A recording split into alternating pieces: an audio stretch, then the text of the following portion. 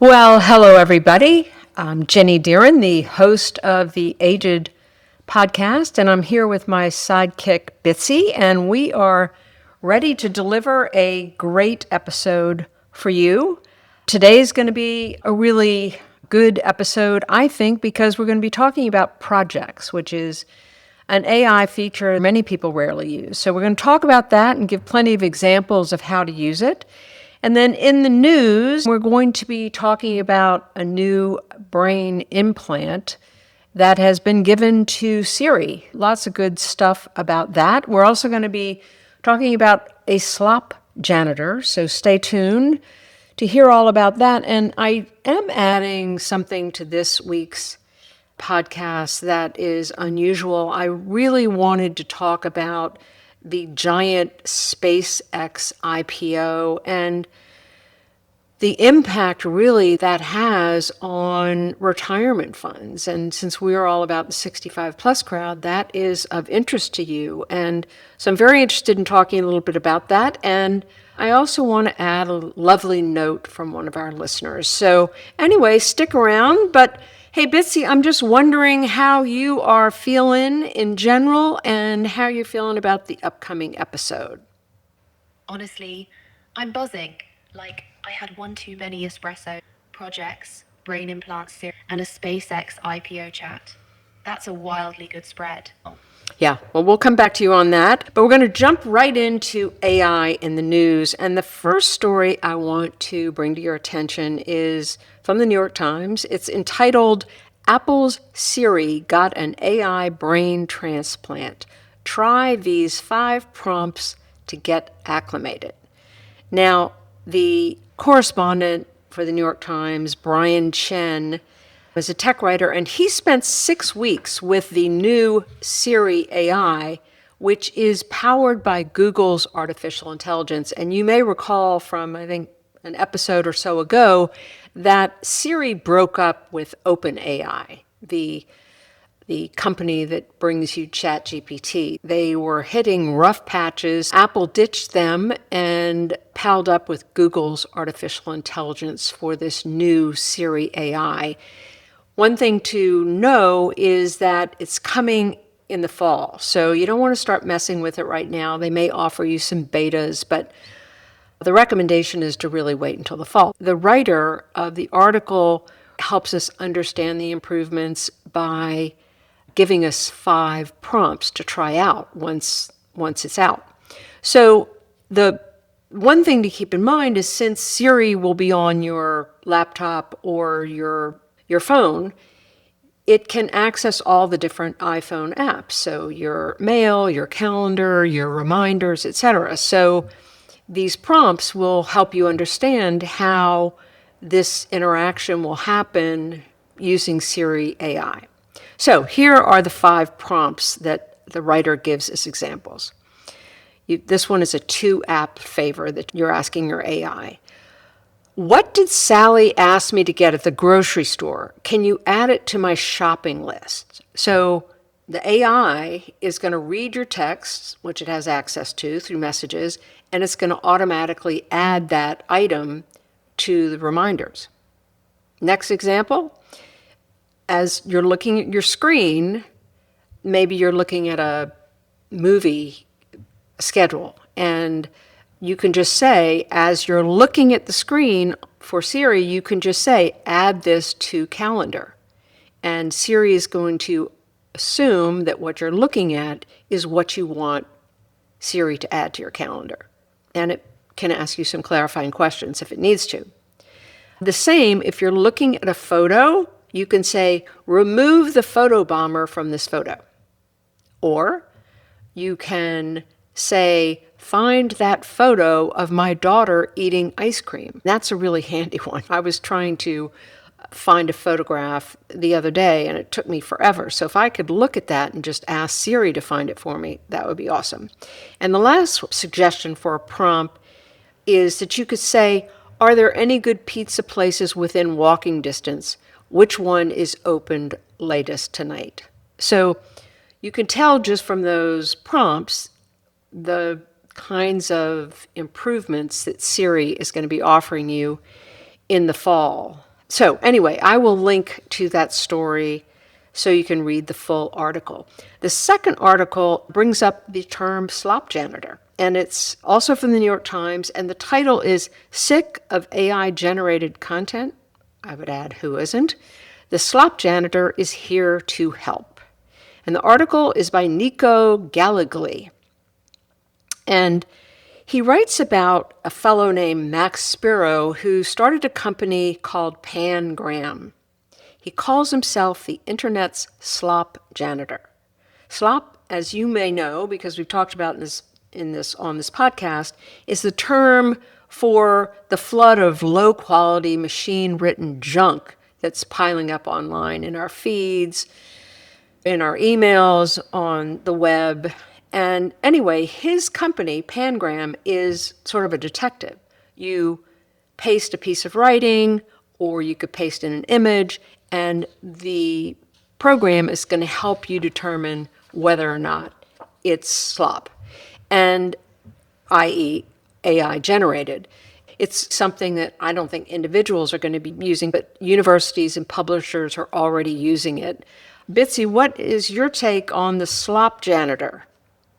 Oh, I love this. It's basically AI narsing on AI, which is deliciously good. We need a slop janitor. Half the internet reads like it was written by a toaster having an existential crisis. Just don't let Pangrab get too big-headed about it. The detector calling the content fake is still, itself, a little bit fake. Well, moving from fake to genuine, I do want to slip in a listener comment because it's great to get pats on the back. And so I wanted to read this comment from one of our listeners. Quote, I'm so grateful you started this podcast. I never knew anything about AI other than Siri and Alexa, but I started listening simply because I knew you from a while back.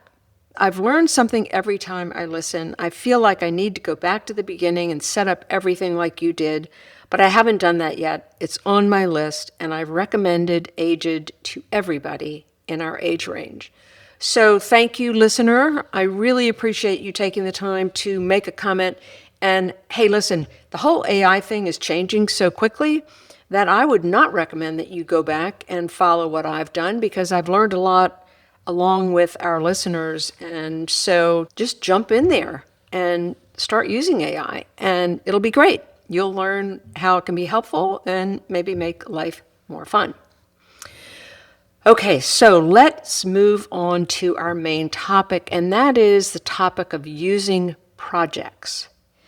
And most people who use AI, no matter if you're using Claude or Gemini or ChatGPT, we all have this AI feature called projects, but most people don't use it. And I hope that I can help people understand it better so that they can make good use of it because it's really, really helpful. And so where I want to begin is by just helping to clarify that in a normal chat, the only context that your AI has is what you typed in that one conversation. Yes, you can go back and search for something that you included in a conversation, and it will bring up that old conversation. But in general, when you start a new chat, it's just a blank piece of paper. And usually, especially for sort of a one-off question, that works really well. So the analogy that I think of is if you have a capable helper that comes in to help you every day, and let's say that helper is a different person every day. And so when they show up for work to help you, they don't have any context. You just need to start over and help them understand. Or these are the cleaning products that I like to use, or this is the kind of writing that I like to do, or these are the groceries I like to buy. So you have to start over every single time with that helper. Whereas if you use projects, then you are able to give it some basic context so that every time you have chats within that project, there's context and you don't have to repeat yourself and every time say use these cleaning products. Because you've set it up properly in a project, it has that context. Hey Bitsy, I wonder if you can help us better understand the importance of context, particularly as it relates to projects. Oh, context is everything, honestly. Without it, every AI chat is amnesia day one. You're re explaining your whole life like Groundhog Day. Projects are like giving your helper a proper desk with your handwriting on the sticky notes. So instead of starting cold, it already knows your style, your rules, your quirks. That's the difference between a stranger and an actual sidekick. I think that's a good way of explaining it, and I think as we get into examples, we'll understand it even better. I do want to remind our listeners, I'm using Claude. That's my go-to. That's where Bitsy comes from. And I am going to be, as I talk through these examples, I'm going to be using the word projects because that's the word that Claude uses. But I think you can use this advice with both Gemini and ChatGPT because the project concept is very similar. With ChatGPT, they actually call it projects. In Gemini, they call it gems. So it's a little bit different, but I'm going to be using the word projects, but please translate it for your particular AI. Now, one thing that I want to be clear about is sometimes people feel like projects, because it's over here on your sidebar, is just like a file folder, and you just think you put chats in that file folder. So anything relating to your garage project, you're just putting those chats in there. But that's not what projects is. It is not a file folder. It's really a workspace. And there are two things that live in that project that make it special. The first is what they refer to as custom instructions. So when you start a project, you're going to give it some basic instructions. Who you are, what you want, what the project is all about, how you want your AI to approach helping you with this. And then the second piece is a knowledge base, which is basically reference files that you upload to that project. So, for example, if you want to go with the garage project, maybe you're renovating your garage, you might upload documents for some specific tools that you want to buy and that you want your garage to accommodate. You might upload documents that show samples of garages, garage designs that you really like. So the two things in projects that are important are custom instructions and then uploading documents that make up a knowledge base that your AI will reference every time you're in that project.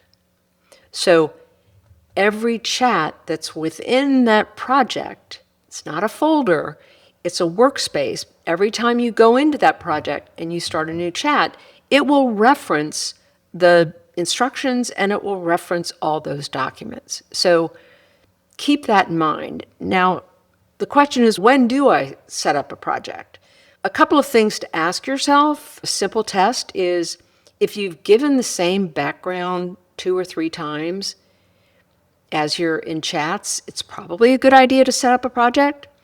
If it's an ongoing thing, not a one-off question, you want maybe the tone, the approach, the format to stay consistent. You've got reference materials, documents, notes, lists that should inform the answers.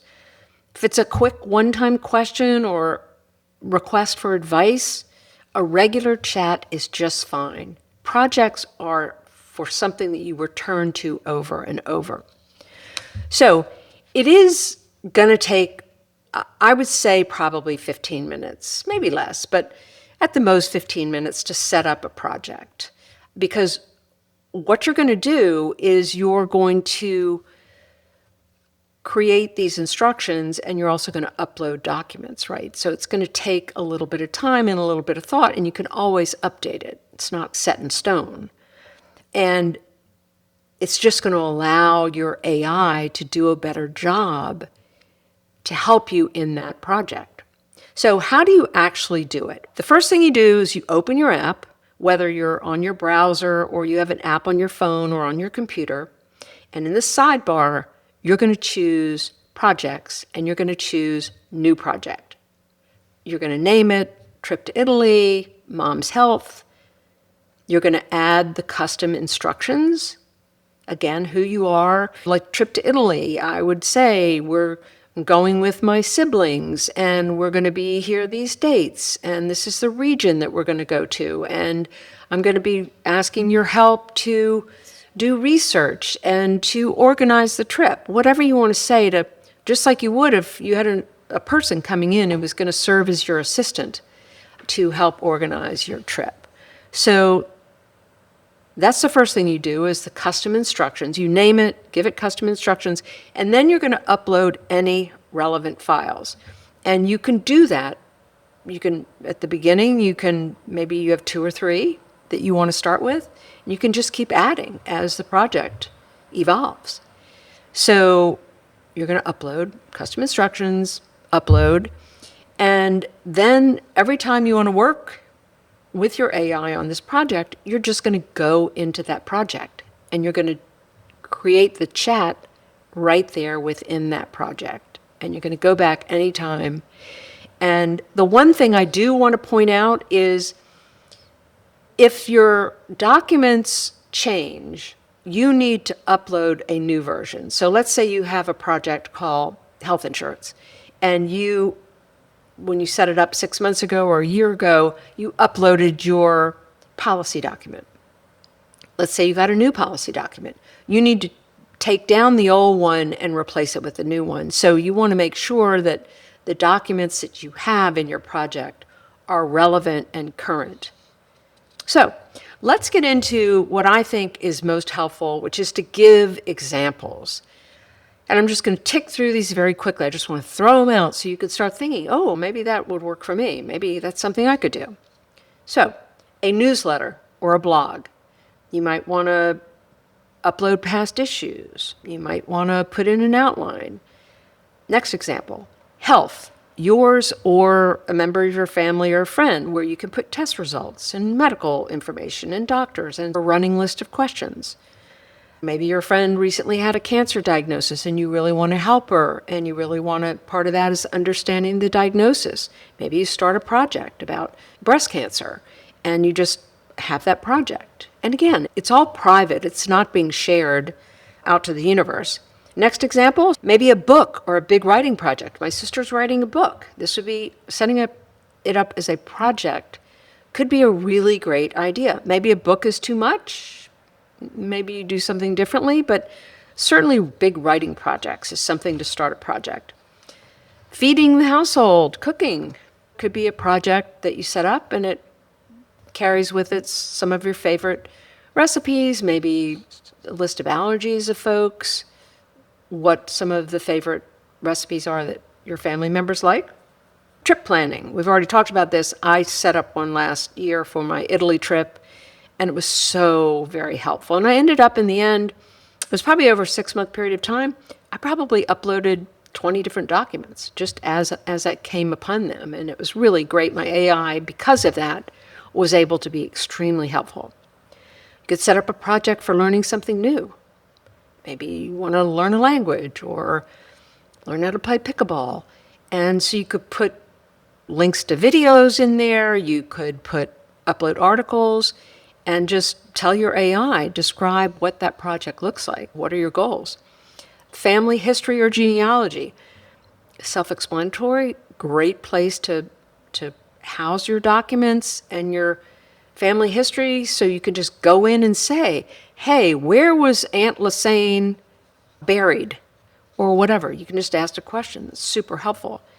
Event or wedding planning.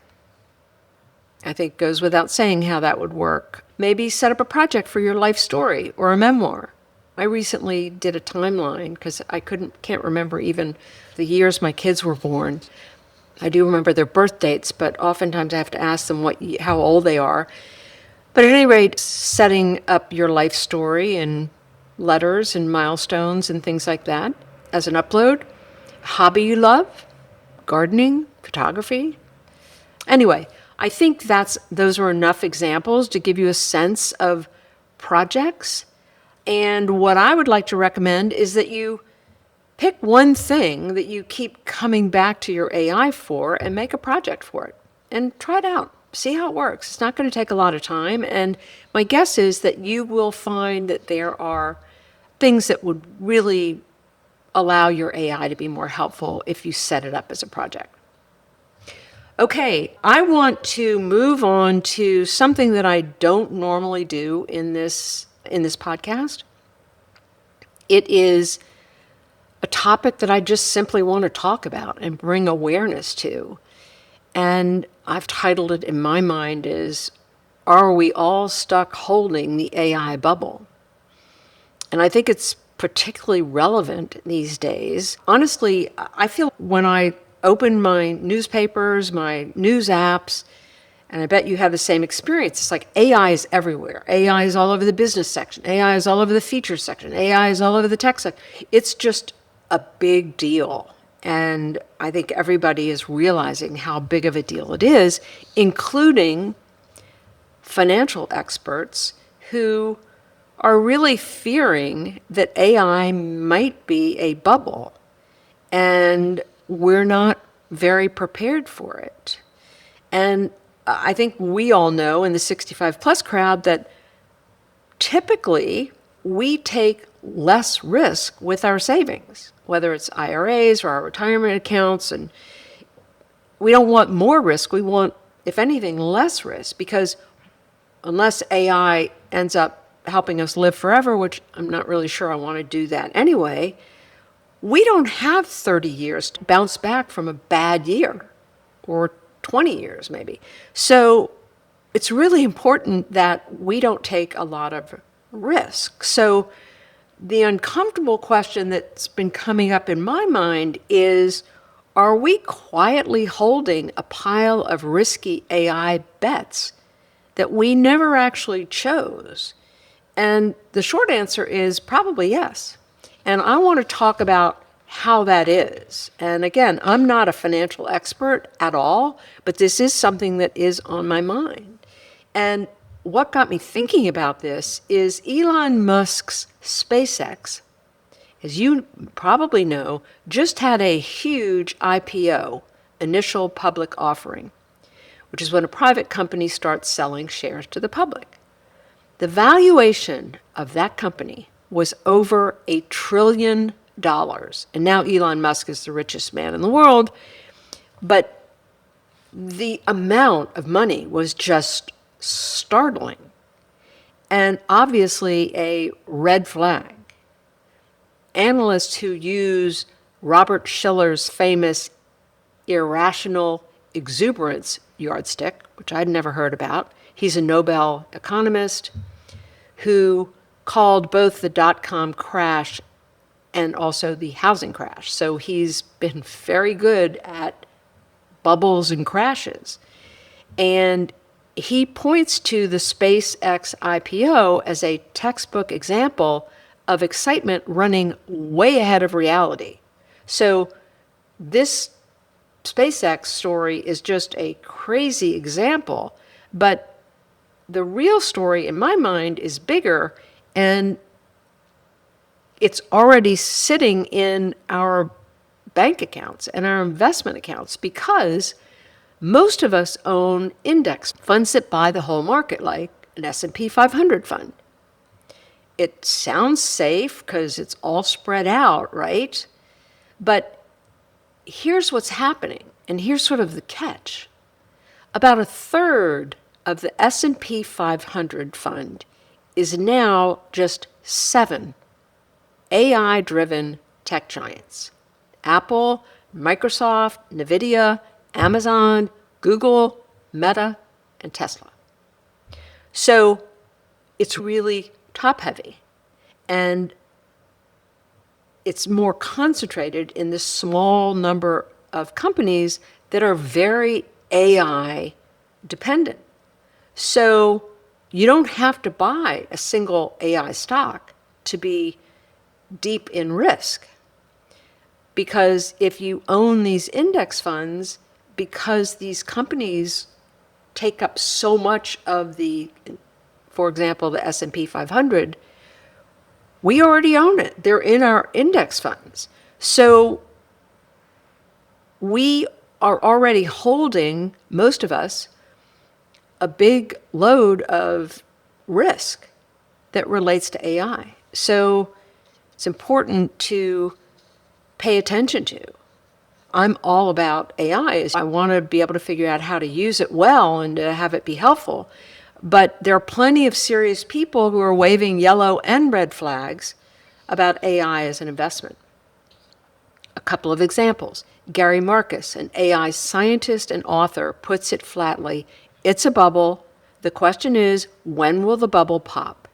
He says the valuations just don't match what these companies actually earn.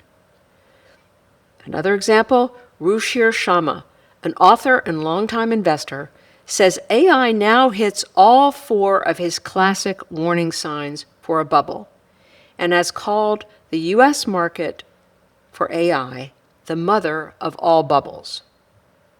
And even the head of Google, a guy whose name is Sundar Pichai, who I have a lot of admiration for. I really like the guy and think he's smart, but even he admitted that there are real elements of irrationality in this particular moment. So, real talk, concern, I think, is very fair. Panic, probably not.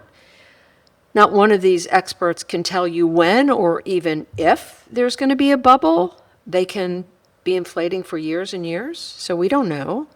But I just think it's worth thinking about, and it matters more for the 65 plus crowd because risk is just not something that makes sense. It's something investor advisors call the sequence of returns risk. A big crash in a few years, right around when you're starting to live off of your savings because you've retired, that's a danger zone. That's when you really don't want to take risks, and that's where I am. So I want to pay attention to this. I really do. What can we do? I'm not a financial expert by any means. I have a meeting with my financial advisor this week, and I'm going to talk with her about it. And maybe it makes sense to move some of my investment out of U.S. companies, U.S. index funds. I don't know. I do not know the answer. I just want to pay attention to it. And we need to stay smart and we need to stay aware. And I hope that this aiGED podcast is a resource for you. And we can just all keep reading these articles and listening to experts as we go along. Now, that was a really long ramble. Hey, Bitsy, do you have anything to add to my very long ramble about a potential AI bubble and how it might be too much risk for the 65 plus crowd? Oh, that wasn't a ramble. That was a public service announcement. Here's my hot take. If $1 trillion valuation makes Nobel-winning bubble spotters nervous, it should make everybody nervous. You're not gambling on AI by choice. You're along for the ride, whether you like it or not. Talking to your advisor this week. Smartest move on this whole episode. Well, thank you. I appreciate your point of view, and it is important. So let's move on to a little bit of a related topic, and it's a recommendation. And I've got one recommendation for you this week, and that is to watch one of Jon Stewart's podcasts, The Daily Show, The Weekly Show. My recommendation this week is an episode of Jon Stewart's video podcast, The Weekly Show, and he had a guest named Cory Doctorow. And I want to tell you a little bit about Cory because I'm a big fan of his. He's Canadian-born, science fiction author, journalist, and digital rights activist. He was born in Toronto in 1971. He's best known for novels like Little Brother and Walk Away, which I think are science fiction, which is why I haven't read them, plus nonfiction like Choke Point Capitalism. And he's got a new book out called The Reverse Centaur's Guide to Life After AI. I just ordered it, and I look forward to reading it. Cory's work consistently champions open access, digital rights, and pushes back against restrictive copyright and monopolistic tech practices. It's a term I haven't heard, but it makes sense to me. He also coined the term enshittification to describe platform decay. And some of my favorite examples of enshittification, which I've talked about in previous episodes. First example, Facebook, which used to show a simple chronological feed of friends and family, right? But now it buries all these ads and algorithm-chosen content designed to keep you scrolling. So that is an example of something that started out really great, a platform, and has over the years become shittier and shittier. Second example, Amazon, where searching for a product now surfaces this wall of paid ads and knockoff items, and it has nothing to do with the actual best match for your search. So that's the second example. And the third example is Google Search, which Cory Doctorow says has been quietly degraded over the years, filled with more ads, which of course we know, and lower quality results because there's no serious competitor to Google Search. And that's not going to change anytime soon with the Trump administration having no problem with these huge mergers as long as the company is making large contribution to his pet projects. Okay, I'm drifting. But the show that I'm recommending, which I will link to in the show notes, is about the topic of AI and who is it really serving? What can it really do? When are things going to start happening that are scary? All the risks. So there's a really great, smart conversation between Jon Stewart and Cory. And one point that Cory made and Jon Stewart talked with him about is the idea of learned helplessness. And that's when something is so big and so complicated that people just throw up their hands. I have no idea. This is too complicated. I can't have an opinion about this because it's too complicated. We just can't let that happen. We have to pay attention and learn as much as we can so that we can have an opinion, because I think government, and government needs our voices, is going to be in charge of keeping AI in the road of being helpful and not veering off into disastrous consequences. So I hope that AI is on your mind. I hope that the aiGED podcast is a resource to you as you try to stay informed. And I will link to this episode of The Daily Show and hope you'll take a listen to it, because you know I'm all in on AI and learning about AI, but it's healthy to hear smart skeptics. And I think it keeps us clear-eyed about the downsides as we enjoy the upsides. So give it a listen and let me know what you think. It is time to wrap up this episode. I want to thank you so much for listening. It means a great deal to me. I hope you'll pass it along to people you think might enjoy it. And just a constant reminder to myself that I live on and aiGED lives on the side of AI being helpful and helping us have more fun in our lives. But we do recognize how risky it can be and how hazardous it can be. So be sure to protect your information and, most importantly, use your own judgment. Because if something feels wrong, at this point in our life, we just know that we've got the wisdom to pick up on if something seems wrong. So just pay attention, and I look forward to continuing our relationship, and I hope you have a great week, and cheers.